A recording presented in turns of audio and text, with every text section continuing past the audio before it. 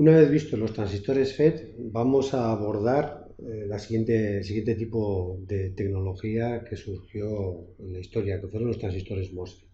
Los transistores MOSFET se les llama así porque son transistores de efectos de campo, transistores FET, semiconductores de FET, que tienen metal o un óxido de metal. Esto es, que la puerta está eléctricamente aislada del canal mediante una capa de dióxido de silicio.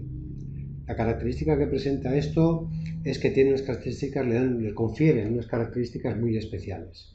La primera es que la impedancia de entrada es muy alta, mucho mayor todavía que los transistores FET. Y además presenta las siguientes características. Son inmunes al ruido o altamente inmunes al ruido, consumen muy poca potencia y son muy flexibles. Además, debido a todo ello, sobre todo al consumo de potencia, se prestan a una integración a gran escala. Ha dado lugar a la fabricación hoy en día de numerosas familias tecnológicas digitales utilizando esta tecnología. La estructura básica, ya hemos comentado, hay de dos tipos, canal N y canal P, al igual que los transistores FET, y funcionan prácticamente igual. Tienen también los mismos tres terminales que tenía el transistor FET, el drenador, el source y el gate y la puerta, y funcionan básicamente igual, salvo por con una pequeña diferencia. Si analizamos las curvas características, la podemos observar.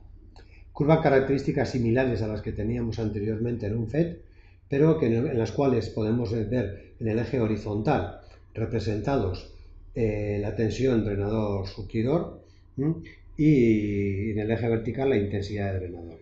Las curvas las tenemos aquí con la diferencia de que en el caso de los FET trabajábamos con tensiones negativas de puerta y sin embargo aquí no, aquí se parecen todavía más a los transistores bipolares. Trabajamos con tensiones, otra vez lo mismo, no con intensidades como los bipolares, pero con tensiones positivas. Es decir, hay que polarizar positivamente la puerta con respecto al surtidor.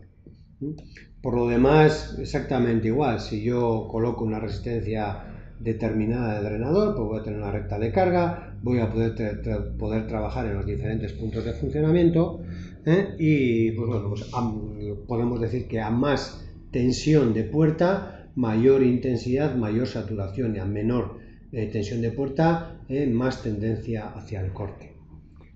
En resumidas cuentas, iguales que los FET y mejores que los bipolares. Mejores que los bipolares tienen una corriente de puerta prácticamente nula, con lo que le confiere una disipación de potencia mucho más baja.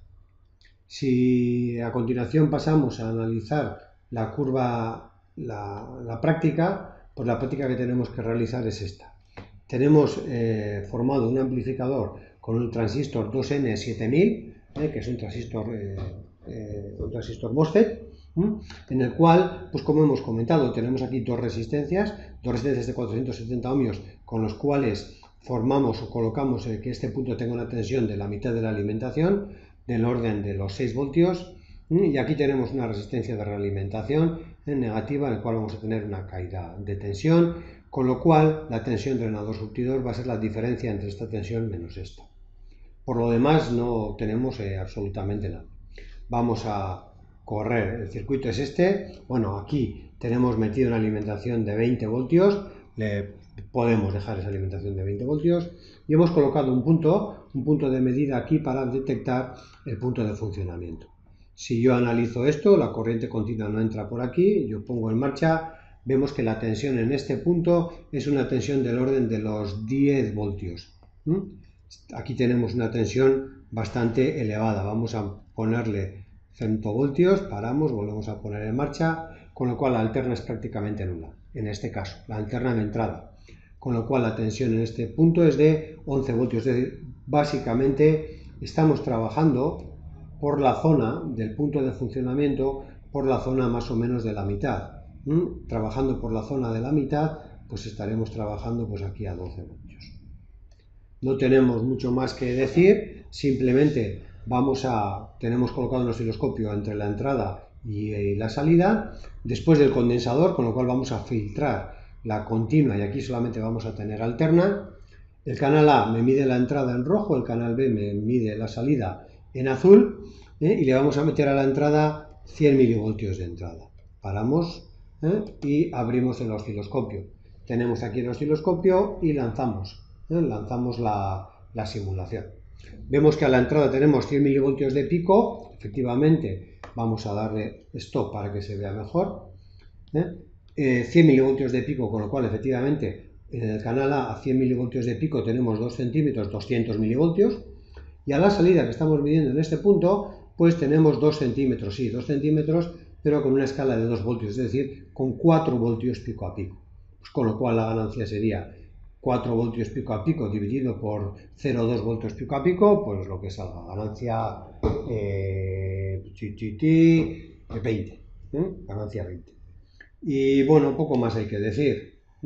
Simplemente lo que vais a hacer es montar la práctica, variar algunos valores de resistencias para ver la influencia que tienen en el punto de funcionamiento y subir los resultados de la práctica a la página web.